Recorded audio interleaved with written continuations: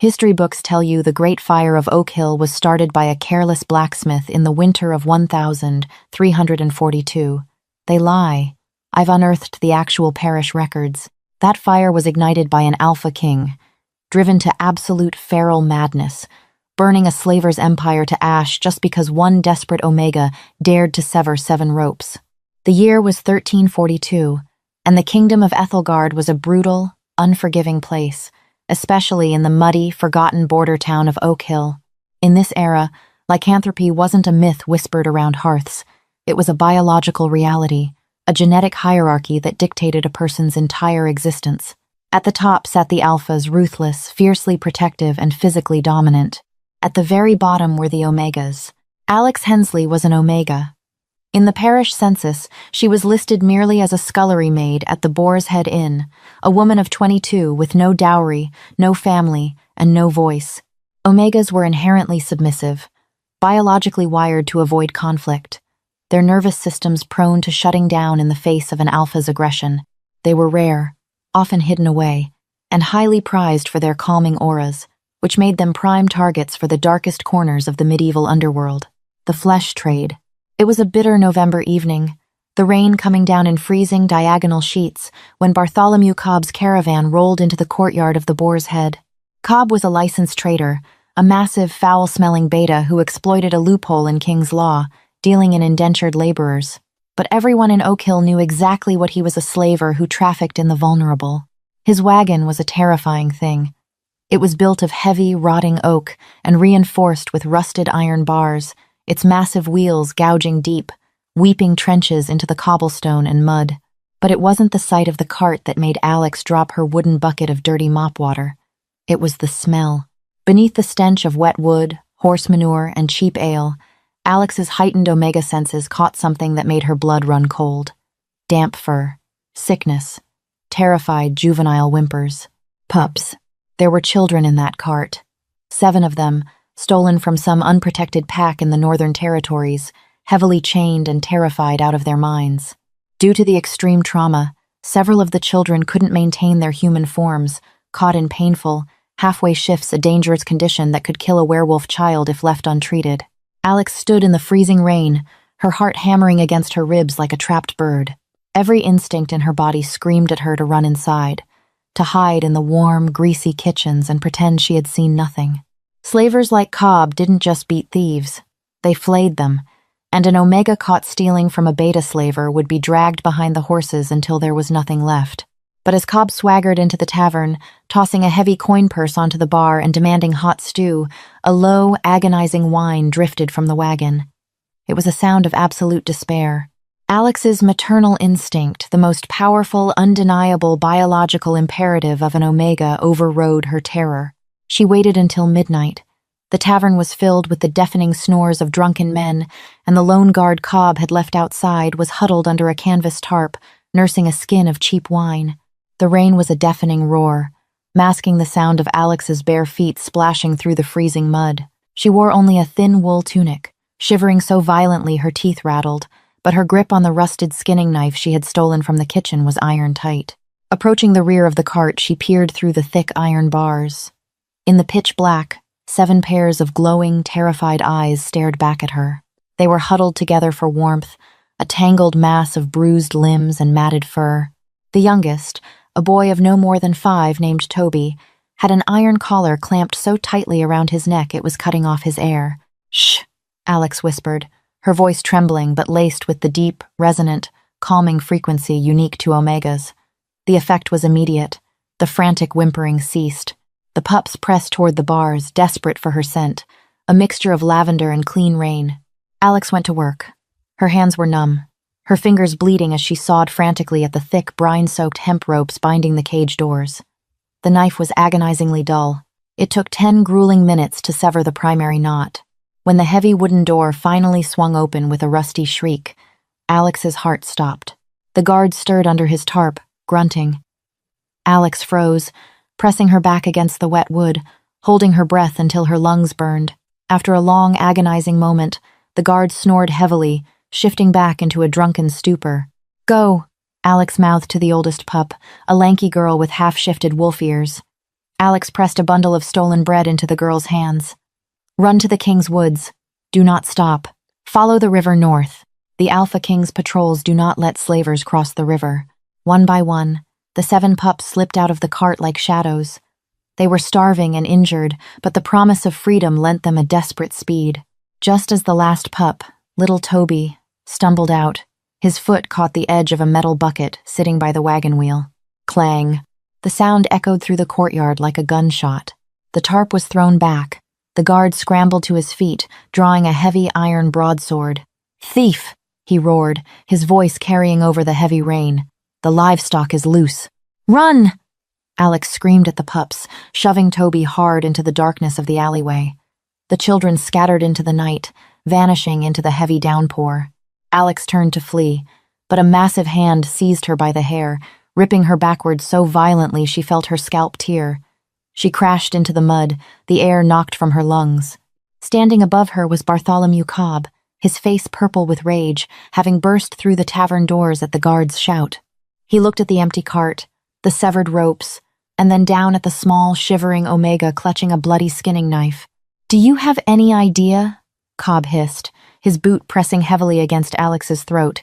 "How much gold you just cost me, you worthless bitch." Alex couldn't breathe.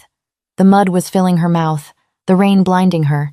But as she looked past Cobb's massive legs toward the dark tree line, she saw nothing. No shadows, no glowing eyes. The pups were gone. They had made it to the woods. Alex closed her eyes, ready for the end. She had severed the ropes. She had accepted the cost. King Gideon Cross did not sit on a velvet throne, nor did he hide behind castle walls while his kingdom suffered. He was a pure-blood alpha, a man whose reputation for absolute, unyielding justice was matched only by the terrifying violence he was capable of unleashing. He was attempting to drag his savage kingdom into a civilized age, but the wildness of his wolf was always surging just beneath his skin. That night, Gideon was personally leading a cavalry patrol through the King's woods, hunting a pack of rogue bandits that had been terrorizing the northern trade routes. He rode a massive black destrier, his heavy chainmail soaked through with the freezing rain, his thick dark hair plastered to his forehead. Suddenly, Gideon's wolf pushed forward, violently seizing his senses. He hauled back on his horse's reins, bringing his column of knights to a jarring halt. "Sire?" his lieutenant, a scarred beta named Thorn, no, a scarred beta named Gregory asked, his hand dropping to his sword hilt. "Do you smell the bandits?" "No," Gideon growled, his golden alpha eyes piercing the darkness of the trees. "I smell blood, and fear, small fear." Gideon dismounted, his heavy leather boots sinking into the saturated earth. He moved with a predatory grace that unsettled even his most hardened knights. He pushed through a thicket of razor-sharp briars, following a scent that made his chest ache with an ancient, protective fury. Huddled beneath the hollowed roots of a massive oak tree were 7 children. They were freezing, starving, and shaking uncontrollably. They smelled of iron, old blood, and the unmistakable stench of a slaver's cart.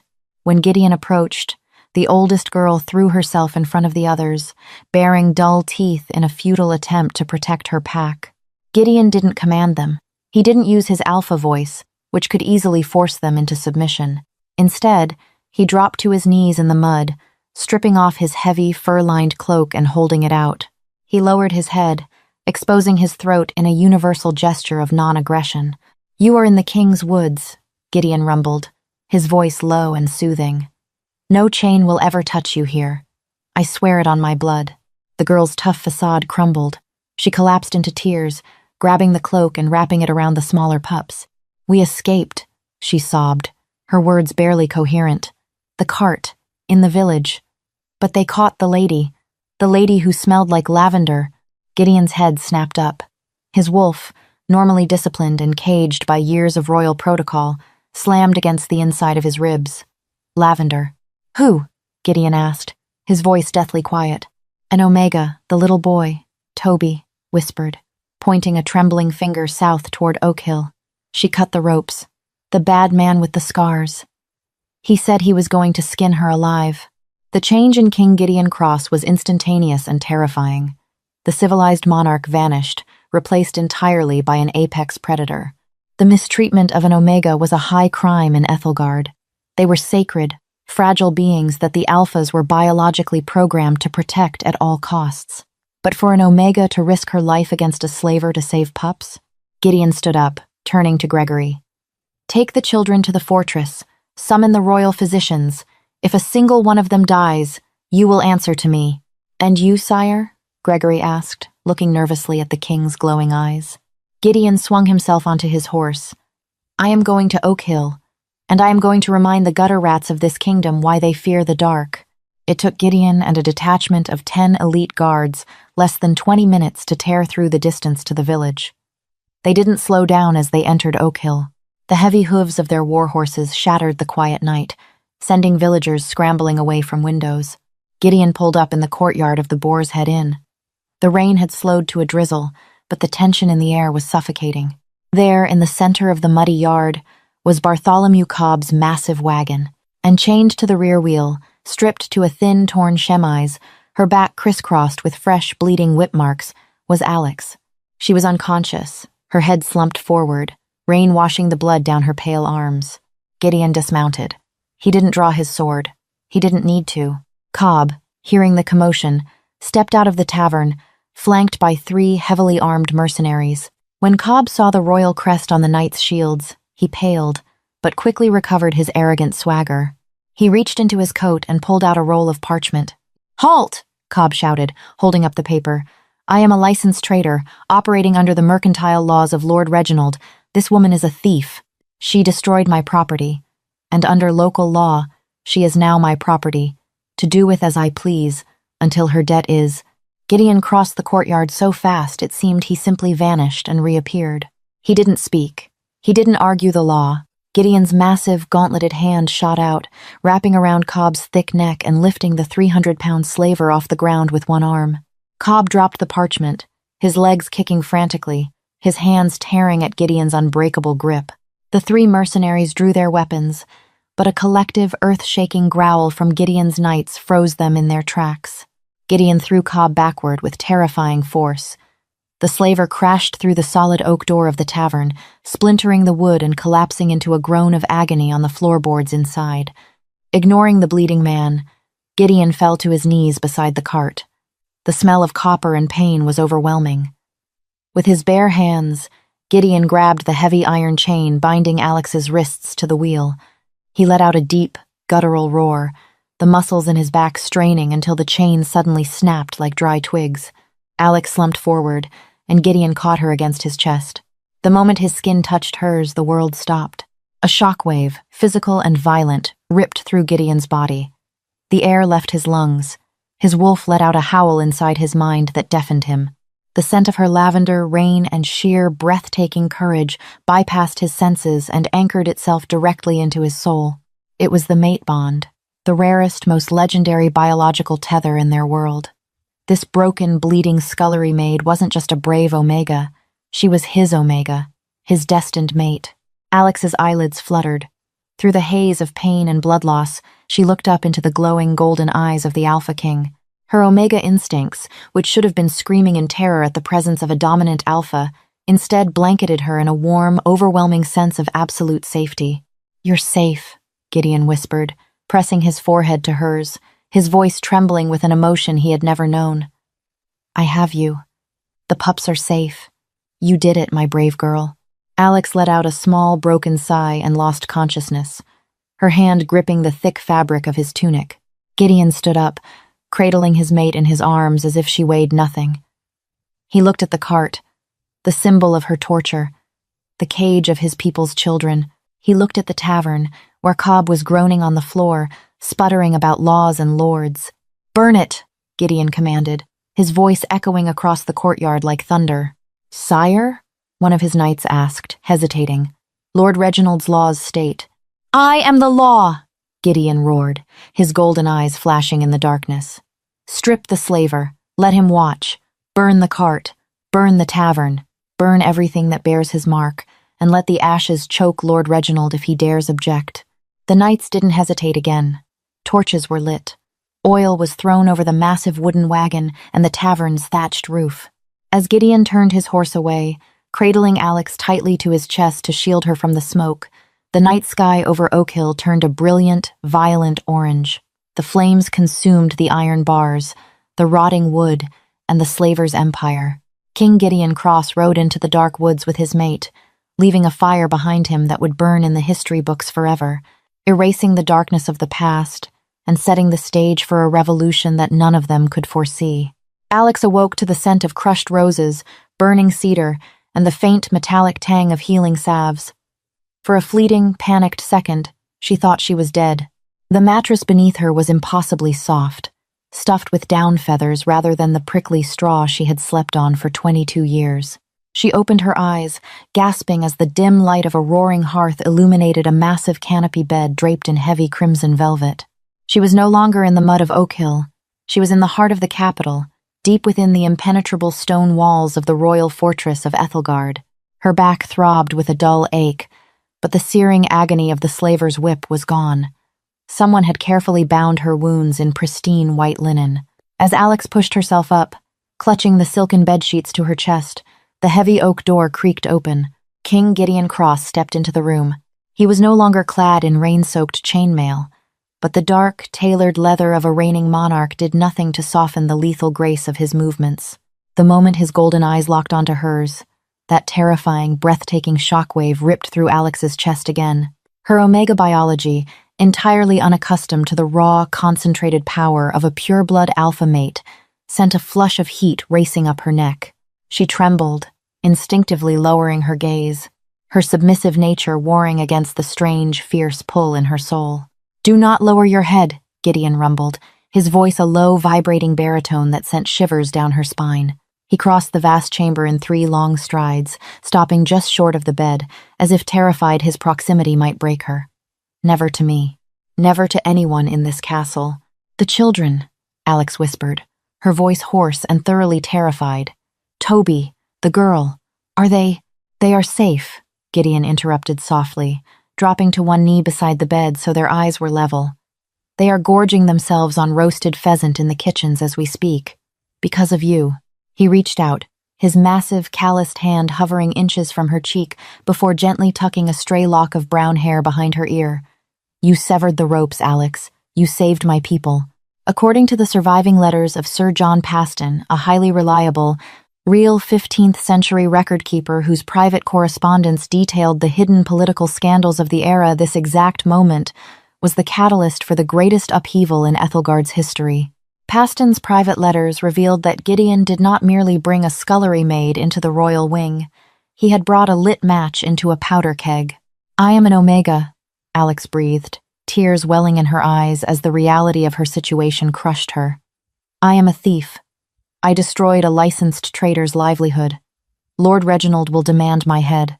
"Lord Reginald is a parasite," Gideon growled, his golden eyes flashing with a sudden, terrifying, protective fury.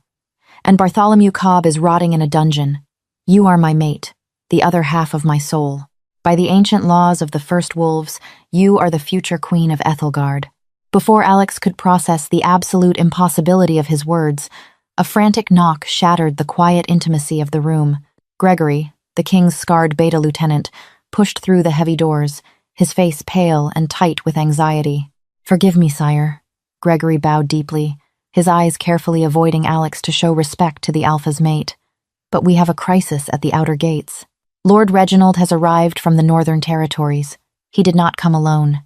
Gideon stood slowly, the gentle lover instantly vanishing, replaced by the apex predator. "How many men?" 500 heavy cavalry, sire." Gregory swallowed hard. "He is invoking the Magna Lupus, the old law. He claims you unlawfully destroyed his property, burned his licensed establishment, and stole a highly dangerous criminal.